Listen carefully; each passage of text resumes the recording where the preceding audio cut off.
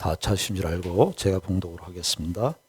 소망이 우리를 부끄럽게 하지 아니함은 우리에게 주신 성령으로 말미암아 하나님의 사랑이 우리 마음에 부음바 됨이니 우리가 아직 연약할 때에 기약대로 그리스도께서 경건하지 않은 자를 위하여 죽으셨도다. 아멘. 여러분들 여기까지 온 것 자체가 훌륭한 거예요. 여러분들의 존재 자체가 정말 하나님이 기뻐하시고 하나님이 여러분들에게 충분히 축복을 베푸시는 그런 대상들입니다. 근데 오늘은 제가 설교를 조금 이렇게 성경 본문의 중심, 물론 성경 본문에 나와 있는 그런 내용입니다만 성경 본문보다는 성경 본문에 나와 있는 이 바울이 표현한 하나님의 사랑에 대해서 좀 설교를 하려고 합니다. 제가 이제 1년 동안 개인적으로 지내면서 밥을 먹고 또 잠을 자고 사람들과 만나고 하는 그 시간 외에는 아마 주로 책을 좀 자주 읽지 않았나 싶습니다. 근데 제 책을 읽으면서 이 성도들하고 이 내용은 같이 나눴으면 좋겠다 하는 것이 있었어요. 그 위르겐 몰트만 선생님의 책이었는데요. 그 책에서 하나님의 사랑이라고 하는 주제를 다루었던 그런 내용들이 있어요. 그래서 연말도 됐고 또 우리가 또 인생이 하나님의 사랑을 빼놓고는 우리를 얘기할 수가 없잖아요. 우리의 존재 자체를, 우리의 삶 자체를, 하나님의 은혜를, 하나님의 사랑을 빼놓고는 이야기할 수 없는데 그 하나님의 사랑에 대해서 그 위르겐 몰트만 선생님께서 그 쭉 정리해 주신 사랑에 대한 그런 아주 그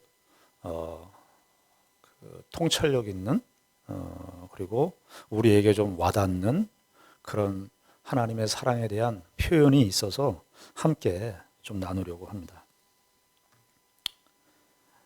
이 몰트만 선생님께서는 성경을 토대로 해서 그 하나님의 사랑을 이제 이야기하는데 제가 좀 읽으면서 우리가 이 하나님의 사랑에 대해서 좀 이해를 넓혔으면 합니다. 그 책에서 이렇게 되어 있습니다. 제가 중간에 딱 잘라서 얘기하니까 좀 땡뚱 맞기도 한데 제가 읽어드리겠습니다. 하나님의 사랑은 처음부터 가슴 아픈 사랑이요 고난당하는 사랑이라 이렇게 했어요. 가슴 아픈 사랑이고 고난당하는 사랑이다. 그 이유를 그 하나님의 그 아담 창조 기사를 바탕으로 그 설명을 하는데요. 이렇게 얘기합니다. 하나님은 자신의 성품을 그대로 쏙 빼닮은 인간을 인격적 존재로 창조하심으로써 겪어야 하는, 그러니까 하나님께서 아담을 창조했는데 아담을 자유로운 그 존재로 창조하신 거예요. 그 창조하심으로써 겪어야 하는 사랑의 모험을 감수하시기로 하셨다. 그러면서 이어서 이렇게 얘기합니다. 인간에게 자유를 주신 하나님은 인간이 자신을 배신하고 거절하며 반역하고 불순종할 수도 있는 위험을 무릅쓰는 사랑을, 위험을 무릅쓰는 사랑. 이 부분에서 죄송합니다. 영어로 쓰겠습니다. Risk taking love. 위험을 무릅쓰는 사랑을 자신의 몫으로 삼으셨다. 이렇게 고백을 했어요. 우리가 일반적으로 사람들이 사랑하는 관계는 이런 부담을 안 지려고 그러죠. 상대방이 내가 저 사람과 사귀면 부담이 많이 될 것 같아.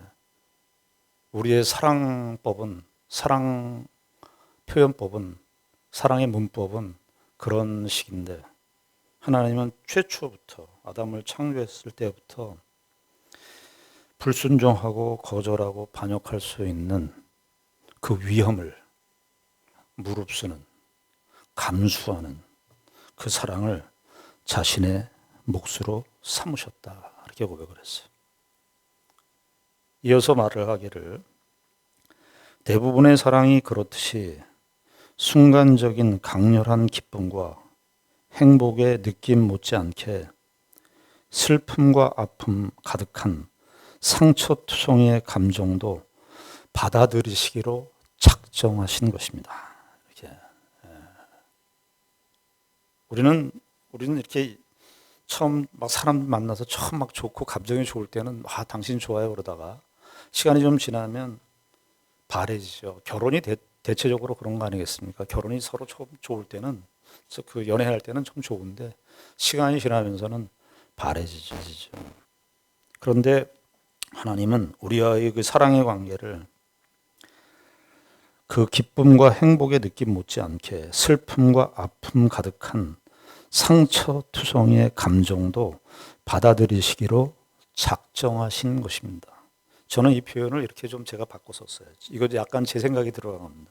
하나님의 사랑은 사랑하기로 작정하신 사랑. 사랑하기로 작정하신 사랑. 그러면서 이렇게 이야기를 이어서 말합니다. 아담의 범죄 이후 이스라엘의 온갖 죄악에도 불구하고 그들을 품어 안는 하나님의 가슴 속에는 눈물과 탄식과 고통의 자국들이 선명합니다. 하늘보다 높고 바다보다 넓은 하나님의 사랑은 때때로 실패할 수도 있는 사랑의 위험을 자신의 두 어깨에 즐겁게 떠안는 파격적인 사랑입니다. 아마 이러한 사랑, 그 부담을 지고 상처받을 걸 각오하고 하는 사랑이 아마 우리 인간의 관계에서 제일 대표적인 게 부모가 자식을 사랑하는 걸 거예요. 부모가 자식을 사랑하는 데 있어서 자식이 많은 상처를 주죠. 자식은 잘 모르죠. 그럼에도 불구하고 부모는 자식을 사랑하죠. 상처를 받고 자식들로부터 기대하지 않은 그런 못난 모습과 연약한 모습들을 보면서도 부모는 자식을 포기할 수가 없는 거죠. 때려놓고도 마음이 아픈 사람이 부모입니다. 마치 그 하나님의 사랑이 그와 같다라고 하는 것을 이 몰트만 선생님께서 이야기를 해주는 거죠. 위험을 무쓰는 사랑. 그 위험을 자신의 몫으로 삼으신. 그러면서 또 하나님의 사랑에 대한 그 이야기를 더 진전을 시킵니다. 하나님의 사랑은 통 큰 사랑이기도 합니다. 통 큰 사랑. 통이 큰 사랑이다. 그러면서 이렇게 표현을 합니다. 하나님의 사랑은 우리의 배신을 두려워하지 않는 사랑. 하나님의 사랑은 우리의 배신을 두려워하지 않는 사랑. 우리는 인간관계 속에서 살면서 배신들을 겪으니까 사람들이 그러잖아요. 불각은 불가원이라고 그러죠. 사람들하고는 가깝게 가는 것도 조심해야 되고 또 멀리 있는 것도 조심해야 돼요. 교회도 가까이 가면 안 돼. 교회 가면 다 상처를 받아. 그래서 이 상처 때문에 우리의 인간관계가 좀 더 깊은 진전의 관계로 나아갈 수가 없는 것이죠. 그러나 하나님이 우리를 향한 사랑은 통 큰 사랑인데 하나님의 사랑은 우리의 배신을 두려워하지 않는 사랑이래요. 그러면서 이어서 말하기를 우리의 반항도 인간의 반항도 너끈히 품을 수 있는 사랑. 표현이 참 멋있지 않습니까? 반항도 너끈히 품을 수 있는 사랑. 우리 어떤 사람이 나한테 싫은 소리 하면 좀 어렵죠. 우리가 다 사실은 우리의 인간사를 이렇게 살다 보면 결국은 사랑의 주제에 이렇게 다 오게 돼 있어요. 사랑의 주제로 다 이렇게 모아지게 되겠는 것 같아요. 반항도 너끈히 품을 수 있는 사랑. 그러면서 또 이렇게 얘기합니다. 거절에 대한 두려움을 능가하는 사랑. 거절에 대한 두려움을 능가하는 사랑. 또 덧붙이기를 이렇게 얘기합니다. 배신에 대한 공포. 아까 배신 나왔지만 배신에 대한 공포가 있다는 거예요. 배신에 대한 공포로부터 자유로운 사랑이라는 거예요. 하나님의 사랑. 하나님은 이스라엘 백성들이 오고 이스라엘 역사 속에서 우리의 모습의 자화상이죠. 인간의 이스라엘 백성들의 모습을 보면서 우리 자신을 봐야 되는 거예요. 이스라엘 백성들이 그렇게 우상숭배하고 하나님을 속을 속였는데, 그렇게 배신했는데, 하나님은 그 배신에 대한 공포로부터 자유로운 사랑이라고 이렇게 하나님의 사랑에 대해서 말해 주고 있습니다. 그러면서 또 이야기하기를 하나님의 사랑은 언제나 일방적이고 선행적인 사랑이라고 말합니다. 일방적이고 선행적인 사랑, 앞서 행하는 사랑, 일방적이고 앞서 행하는 사랑이라고 말합니다. 그러면서 뭘 얘기를 하냐면 예로 드냐면 창조와 구원을 얘기합니다. 창조와 구원은 우리 하나님의 성경의 가장 큰 테마 아니겠어요? 창조와 구원. 그렇잖아요. 창조와 구원은 성경의 아주 중심 테마예요. 그런데 여러분, 창조는 무엇이죠? 이 세상 참 멋있게 만들었다, 아름답게 만들었다가 아니라 인간이 태어나면서부터 내가 세상을 창조하면서 태어난 사람이 어디 있어요? 내가 하늘을 만들었나요? 내가 땅을 만들었나요? 우린 태어나면서부터 하늘과 땅의 혜택과 덕택을 잊고 살아요. 그러나 그 사랑은 뭐죠? 창조에 있어서도 일방적이고 선행적인 사랑이에요. 우리 앞서 있는 사랑이에요. 구원도 뭐예요? 신약에서 말하는 구원도 뭐죠? 구원도 구원에 있어서 우리가 행한 것이 없어요. 우리가 의의를 집어넣어서 우리가 원인을 제공해서 결과를 얻어내는 방식의 구원이 아니에요. 우리는 모두 다 죄인이기 때문에. 구원도 어떻게 됩니까? 하나님께서 은혜로, 하나님의 주권적인 일방적인 은혜로, 선행하는 은혜로 우리가 구원을 받게 된 것입니다.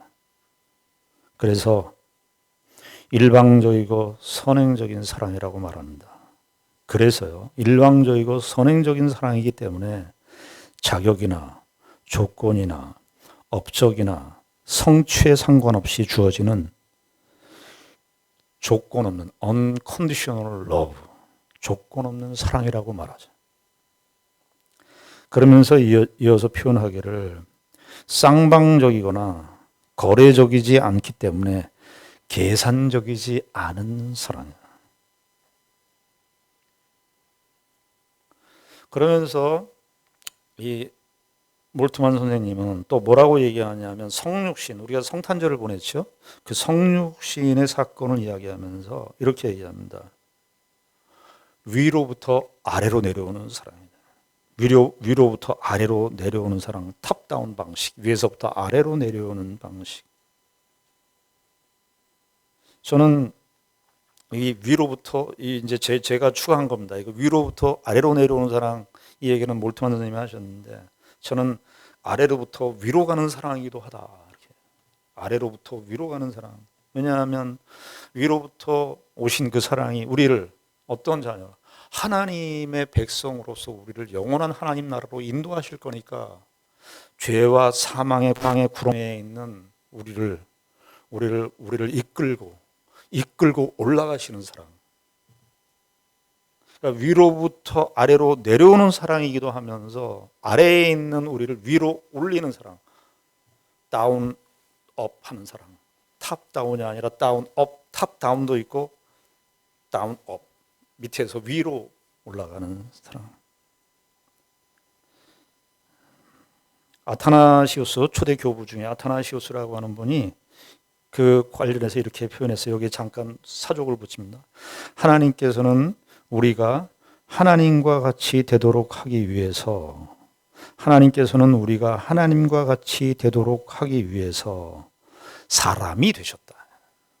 우리를 하나님처럼, 하나님이 되는 게 아니라 하나님처럼 되게, 하나님과 같이 되게 하기 위해서. 아래로부터 위로의 사랑이에요. 그러면서 이렇게 말을 합니다.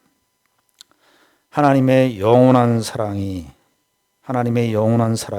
우리의 생명이요 힘이며 소망입니다. 하나님의 사랑만이 세상이 끝나도 멈추지 않고 마지막까지 남습니다. 하나님의 신실한 사랑만이 모든 것을 이깁니다. 고린도전서 13장 12절 13절에 보면 우리가 지금은 거울로 보는 것 같이 희미하나 그때에는 얼굴과 얼굴을 대하여 볼 것이요 지금은 내가 부분적으로 하나 그때에는 주께서 나를 아신 것 같이 내가 온전히 알리라. 13절 그런즉 믿음, 소망, 사랑 이 세 가지는 항상 있을 것인데 그 중에 제일은 사랑이라. 왜 그 중에 제일은 사랑이라고 했을까요? 믿음, 소망 다 준데 왜 사랑이라고 했을까요? 믿음은 예수님 우리가 재림해서 예수님께서 재림하시고 우리가 하나님 나라에 가면 예수님을 직접 대할 거예요. 그래서 믿음이 필요 없어요. 그때는 예수님을 직접 보니까 하나님을 직접 만나니까 믿음이 필요 없어요. 소망도 마찬가지입니다. 소망도 미래의 형태로 소망이 있는 거 아니에요? 그러니까 그 하나님 나라의 소망을 가지고 있었는데 하나님 나라에 도착했으니까 소망은 의미가 없죠. 그런 면에서 믿음과 소망은 필요 없습니다. 필요가 없다는 것이 아니라 믿음과 소망은 그 역할을 다 하고 사라집니다. 그런데 무엇만 남냐 하면 하나님과 우리의 사랑은 영원히 남습니다. 우리가 이 땅에서도 하나님의 사랑의 관계로 살아가지만 우리가 죽어서 천국에 가면 하나님 나라에 가면 그곳에서도 하나님의 사랑이 있을 거예요. 그 하나님의 우리와 하나님의 사랑의 관계는 그래서 이 몰트만 선생님께서 하나님의 이 영원한 사랑만이 남을 것이라고 말을 한 것입니다. 자, 우리가 몰트만 선생님께서 말씀하신 하나님의 사랑에 대한 이야기를 제가 전해드렸는데 한편으로 아마 그런 생각이 드실 거예요. 야, 이거 참 너무나 내가 참 이런 수준으로 하나님을 사랑을 내가 할 수 있을까? 근데 여러분 한번 생각해 보십시오. 이 하나님이 우리를 향하신 그 사랑을 이야기를 쭉 들었는데 우리의 사랑의 한계, 우리의 사랑의 인간관계의 부족한 점, 우리 인간관계 사랑이 결국은 사랑이 부족한데 사랑이 부족해서 일어나는 일들인데 사랑의 결핍 때문에 다 일어나는 일들인데 그 사랑의 결핍의 이유가 무엇인지는 우리가 이 사실을 통해서 확인하게 될 겁니다. 확인하게 된 것이죠. 배신이 두렵고 반항이 두렵고 계산을 하고 이런 것 때문에 우리가 이 사랑을 하기가 어려운 것이죠. 그런데 우리는 이 사실을 아는 자들이에요. 그래서 여러분, 저와 여러분들은 이 연말 송구영신 예배를 맞이하면서 우리가 지금까지도 하나님의 사랑으로 살았는데 제가 설교 시간에도 뭐 하나님의 사랑, 이웃사랑 강조 많이 했습니다. 그런데 우리가 그 사랑에 대한 그 성화의 과정, 사랑에 대한 이 성숙의 과정을 저와 여러분들이 외면하시면 안 됩니다. 요한복음 13장을 가보시겠습니다. 요한복음 13장입니다.